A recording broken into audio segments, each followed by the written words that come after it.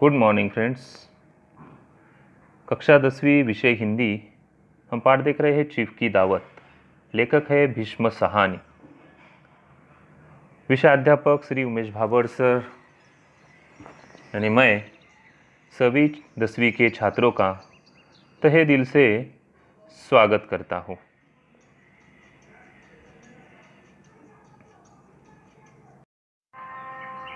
हमने पाठ के पहले एक परिचय देखा था, पाठ का परिचय करवा लिया था, लेखक का परिचय करवा लिया था और एक परिच्छेद देखकर हम पूरे परिच्छेद यहाँ समय के कारण देख नहीं पा रहे, इसलिए मैंने आखिरी वाला पन्ना नंबर 65 पर एक जो परिच्छेद है वो लिया है और वही परिच्छेद लेकर हम आज का पाठ देखने वाले हैं।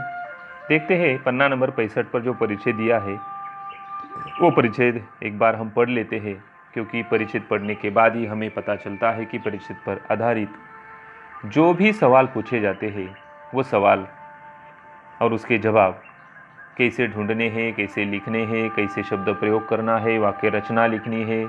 यही तो भाषा विषय का एक महत्वपूर्ण घटक है। चलो देखते हैं। सभी छात्र जो परिच्छेद पढ़ रहा उस पर ध्यान दे। साहब बड़ी रुचि से फुलकारी देखने लगे। साहब कौन? जो शामनाथ के घर पार्टी के लिए उनके चीफ बनकर आए थे वो साहब। वहाँ की फुलकारी देखकर क्या हुआ है, उसे रुचि तैयार हुई है। पुरानी फुलकारी थी, जगह जगह से उसके धागे टूट रहे थे। देखो उस फुलकारी का वर्णन यहाँ किया है, हर एक शब्द का और पंक्ति का वर्णन हमें यह ध्यान में रखना है कि वो फुलकारी पुरानी थी, जगह जगह उसके धागे टूट रहे थे और कपड़ा फटने लगा था। साहब की रुचि को देखकर शामनाथ बोले, यह फटी हुई है साहब, मैं आपको नई बनवा दूंगा। शामनाथ ने कहा ये पुरानी है, फटी हुई है, मैं आपको नई बनवा दूंगा। तो नई कौन बनाने वाले है? देखो माँ बना देगी। क्यों? माँ साहब को फुलकारी बहुत पसंद है, इन्हें ऐसी ही फुलकारी बना दोगी ना? ऐसा सवाल माँ को पूछा है, लेकिन माँ क्या बोलती है देखिए। माँ चुप रही, कुछ बोली नहीं। फिर डरते डरते धीरे से बोली, अब मेरी नज़र कहाँ है बेटा? बूढ़ी आंखें क्या देखेगी? तो उसने कहा है कि मैं बूढ़ी बन गई हूँ, मेरी बूढ़ी आंखें अभी कुछ देख नहीं पाती, तो मैं क्या बना देगी? मगर माँ का वाक्य बीच में ही शामनाथ ने तोड़ा और क्या बोले है? तोड़ते हुए शामनाथ साहब को बोले, माँ फुलकारी जरूर बनाएगी, आप उसे देखकर खुश हो गए, ऐसा अपने साहब को उसने बोला है। साहब ने सिर हिलाया, धन्यवाद किया और खाने की मेज की ओर बढ़ गए। बाकी मेहमान भी उनके पीछे पीछे हो लिए। पार्टी के लिए आए थे वो सभी वहाँ से निकल पड़े हैं और उसने मन में ही समझ लिया था साहब लोगों ने और उनके साथीदारों ने, शामनाथ क्या कर रहा है, क्या बोल रहा है। चलो आगे देखते हैं। जब मेहमान बैठ गए और माँ पर से सबकी आंखें हट गई, खाने के लिए बैठ गए और सबकी आंखें माँ पर से हट गई अभी, तो माँ धीरे से कुर्सी पर से उठी और सबसे नजरें बचाती हुई अपनी कोठरी में चली गई। कोठरी जहाँ शामनाथ ने उसे रखा था उसी कोठरी में वो चली गई, लेकिन दुखी होकर। वो कैसे दुखी होकर चली गई, आगे लेखक ने बहुत ही अच्छे ढंग से वर्णन किया है। देखे, मगर कोठरी में बैठने की देरी थी कि आंखों से छल छल आंसू बहने लगे, क्योंकि उसके मन में बहुत दुख था। कैसा दुख? आप समझ गए होंगे कि कैसा दुख। शामनाथ ने, अपने बेटे ने हमें क्या कहा, कैसे हमें यहाँ हमारे साथ वो रहते हैं, क्या सब कुछ जानकारी उसे है, तो वही दुख उसके मन में है। और वो दुख अभी कैसे बाहर निकलता है देखिए। वह दुपट्टे से, दुपट्टा यानी उनका जो साड़ी का भाग होगा, उस दुपट्टे से बार बार उन्हें पूछती, पर वो बार बार उमड़ आते, क्योंकि अंदर बहुत दुख भरा है। वो आंखों के माध्यम से अभी बाहर पड़ रहा है। वो पूछने का प्रयास कर रही है, जैसे बरसों का बांध तोड़कर उमड़ आए हैं। देने बहुत ही दिनों का दुख है, अभी वो आंखों के माध्यम से बाहर पड़ रहा है। माँ ने दिल को बहुत तेरा समझाया। देखो हर एक पंक्ति को देखो, समझ कर लो। माँ ने दिल को बहुत तेरा समझाया, बहुत समझने की कोशिश की, आंखें बंद की उसे आंखों के आंसू बंद करने का प्रयास किया, लेकिन वो बंद नहीं हो रहे। तो देखिए, माँ ने दिल को बहुत तेरा समझाया, हाथ जोड़े, भगवान का नाम लिया, बेटे की चिराई होने की प्रार्थना की, बार बार आंखें बंद की, मगर आंसू बरसात के पानी की तरह जैसे थमने में ही न आते थे, क्योंकि बहुत बड़ा दुख उसके अंदर घुट रहा था, वह भी आंखों के माध्यम से बाहर पड़ रहा है। यही वर्णन आपको कुछ सवाल का जवाब बन सकता है, तो ध्यान में रखना है। चलो आगे देखते हैं। आधी रात वक्त होगा, मेहमान भरपेट खाना खाकर एक एक करके जा चुके थे। माँ दीवार से सटकर बैठी, आंखें फाड़े दीवार को देखे जा रही थी, क्योंकि वो क्या करेगी, अपने कोठरी में जाकर वहाँ बैठी थी, दीवार की तरफ देख रही थी, आंखें फाड़े दीवार को देखे जा रही थी। घर के वातावरण में तनाव ढीला पड़ चुका था। अभी पार्टी का भाग थोड़ा सा कम हुआ था। अपना खाना खाकर साहब, उसके साथीदार सब निकल गए होंगे। मोहल्ले की निस्तब्धता, यानी वहाँ का जो मोहल्ला है वहाँ भी शांतता थी। शामनाथ के घर पर भी वो शांतता छा चुकी थी। केवल रसोई में प्लेटों के खनकने की आवाज़ आ रही थी, क्योंकि पार्टी के बाद जो खाना वाना खाया है, उस पार्टी के जो बर्तन है, खाने के बर्तन, वो सब अभी धोने का काम चल रहा होगा, तो वहाँ उसका आवाज़ आ रहा होगा। तभी सहसा माँ की कोठरी का दरवाज़ा जोर से खटकने लगा। माँ, दरवाज़ा खोलो, ऐसा दरवाजे को आवाज़ देकर किसी ने दरवाज़ा खटखटाया और आवाज़ दिया है। तो माँ क्या करती है, देखिए, माँ का दिल बैठ गया। माँ घबरा गई कि मुझसे कुछ भूल तो नहीं हुई। फिर से घबरा गई तो क्या हुआ है, माँ का दिल बैठ गया। हड़बड़ा कर उठ बैठी, क्या मुझसे फिर कोई भूल हो गई। माँ कितनी देर से अपने आप को कोस रही थी कि क्यों उसे नींद आ गई, क्यों वह ऊँघने लगी, क्या बेटे ने अभी तक क्षमा नहीं किया मुझे। माँ उठी और कांपते हाथों से दरवाज़ा खोल दिया है। और खोलने के बाद क्या होता है, देखिए, दरवाज़ा खुलते ही शामनाथ आगे बढ़ाए और माँ को आलिंगन में भर लिया। आलिंगन यानी उसने अपने बाहों में ले लिया।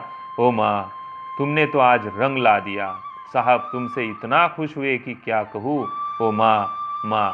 अभी माँ कहने से क्या होने वाला है, लेकिन उसके अंदर का जो दुख है वो शामनाथ भी कम नहीं कर पा रहा। इतना दुख उसके अंदर ही है। वही अंदर का दुख हमारे लेखक भीष्म साहनी जी ने बड़े ही अच्छे ढंग से यहाँ बताने का प्रयास किया है।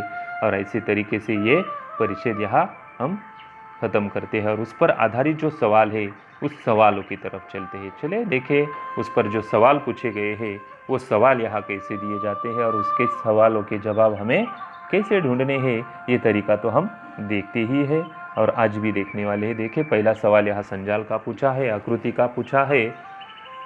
आकृति पूर्ण कीजिए। पुरानी फुलकारी की स्थिति इस प्रकार की थी। पुरानी फुलकारी और उसका वर्णन हमने परिच्छेद के पहले ही भाग में देखा था, तो उसका प्रकार यानी वो कैसी है, ये 1 अंकों के लिए पूछा जाने वाला सवाल में यहाँ पूछा है। 2 भागों में उसका जवाब हमें यहाँ लिखना है। तो वो कैसे लिखना है, देखें, पहले भाग में यहाँ लिखना है और दूसरे भाग में दूसरा लिखना है। देखो, वो पुरानी फुलकारी पुरानी थी, ये भी हम यहाँ लिख सकते हैं, जैसे कि वो जगह जगह फट चुकी थी, उसके धागे निकल पड़े थे, वो कपड़ा भी फटने लगा था। ऐसे 2-4 वाक्य है, वो 2 भागों में बांटकर आपको यहाँ लिखने हैं। ऐसे तरीके से ये सवाल आप पूरा कर सकते हैं, 1 अंक से मिल सकता है। दूसरा सवाल यहाँ है, उत्तर लिखिए। अभी उत्तर लिखिए में जो पहला सवाल यहाँ पूछा है, देखें, फुलकारी के प्रति साहब की रुचि देखकर शामनाथ ने यह कहा।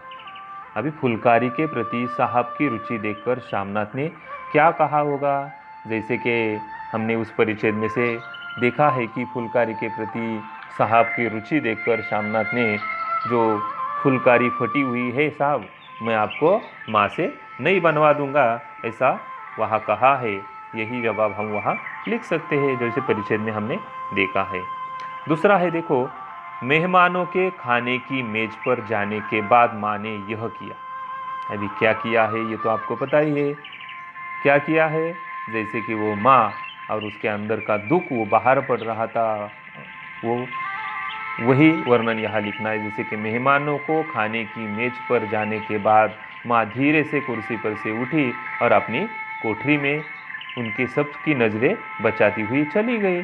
और वहाँ जो दुख हुआ है वो आँखों के में आंसू आ गए, वो सब कुछ वर्णन वहाँ नहीं लिखना, थोड़ा सा वर्णन यहाँ करने का प्रयास आपको आधे अंक के लिए, एक अंक के लिए जो पूछा जाए उसको वैसा करना है। तीसरा सवाल, कोठरी में बैठते ही माँ के साथ यह घटना घटी।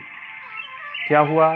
कोठरी में बैठते ही माँ के साथ जो घटना हुई वो जैसे कि उसके आंखों में से जो दुख हुआ था तो आंखों में से आंसू छल छल बहने लगे थे। बस वही वर्णन आपको यहाँ लिखना है। ऐसे ये उत्तर लिखिए में से प्रश्नों का उत्तर आपको यहाँ लिखना है। और एक संजाल का सवाल यहाँ है, आंसुओं को रोकने के लिए माँ ने यह किया। अभी देखिए आपको यहाँ एक एक ऐसे 4 भाग है, 4 भागों में आपको वो जवाब लिखना है। जैसे कि आंसुओं को रोकने के लिए माँ ने जो भी वर्णन लेखक ने अपने परिच्छेद में करने का प्रयास किया है उसमें से हमने देखा कि वो जो आंसू बाहर आ रहे थे उसको अपने दुपट्टे से बार बार वो पोंछ रही थी, हम यहाँ लिख सकते हैं। जैसे कि भगवान का नाम लिया, ये यहाँ लिख सकते हैं। दिल को बहुत तेरा समझाने का प्रयास किया, यहाँ लिख सकते हैं। और बेटे के चिराई होने की प्रार्थना भी की थी ना, वो भी हम यहाँ लिख सकते हैं। ऐसे 4 भाग में 4 प्रकार लिखोगे तो आपको वो 2 अंकों के लिए वो सवाल का जवाब आप 2 अंक मिलवा सकते हैं। आगे भी एक संजाल का सवाल मैंने दूसरा यहाँ लिया है, उसका भी भाग हम यहाँ देखेंगे। देखिए, आधी रात तक शामनाथ के घर यह सब हो चुका था। क्या हुआ था आधी रात तक अपने वो शामनाथ के घर, उसका वर्णन आपको इस 4 भागों में लिखना है। देखो ये 4 भाग कौन से हैं? जैसे कि मेहमान खाना खाकर जा चुके थे, यहाँ से आपको शुरुआत करनी, वो यहाँ लिखेंगे। जो भी हुआ है वही वर्णन करना है ना यहाँ। तो पहले में हम लिख सकते हैं कि मेहमान अपना खाना खाकर जा चुके थे अपने अपने घर। दूसरे में हम लिख सकते हैं कि माँ दीवार से सटक कर दीवार की तरफ बड़ी आंखें करके वहाँ देख रही थी ना, वो दूसरे में लिखना है। तीसरे में हम यहाँ लिख सकते हैं कि रसोई में जो प्लेटों का धोने की आवाज़, खटकने की आवाज़ आ रही है, वो यहाँ लिखेंगे। और वहाँ का जो वातावरण है बहुत शांत हो चुका था, ढीला हो चुका था, वो यहाँ लिखेंगे। ऐसे 2 अंकों के लिए आपको ये सवाल का जवाब लिखने में पूछा जा सकता है, आ सकता है। समझ में आया होगा ये विभाग। ऐसे तरीके से जो संजाल के सवाल, अलग अलग से सवाल यहाँ पूछे जाते हैं, ऐसे बहुत सवाल इस परिच्छेद पर हम देख सकते हैं। लेकिन जो आखिरी सवाल होता है वो होता है सोमत या अभिव्यक्ति का। चलो हम उसकी तरफ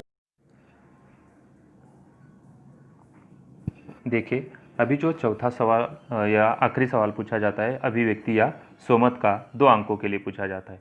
वृद्धाश्रमों की बढ़ती संख्या। देखो उस परिच्छेद में वृद्ध माता का वर्णन हुआ है तो उस पर हमें अपने विचार यहाँ लिखने का प्रयास करना है। जैसे कि जब से संयुक्त परिवार समाप्त हुए हैं तब से ये समस्या हमारे समाज में बढ़ती जा रही है। ऐसे सब कुछ उदाहरण यहाँ देने के हैं।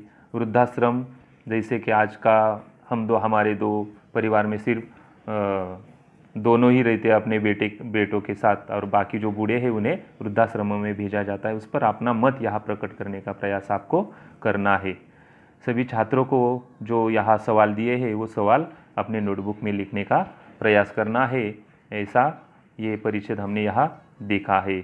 आज के लिए बस इतना ही। धन्यवाद।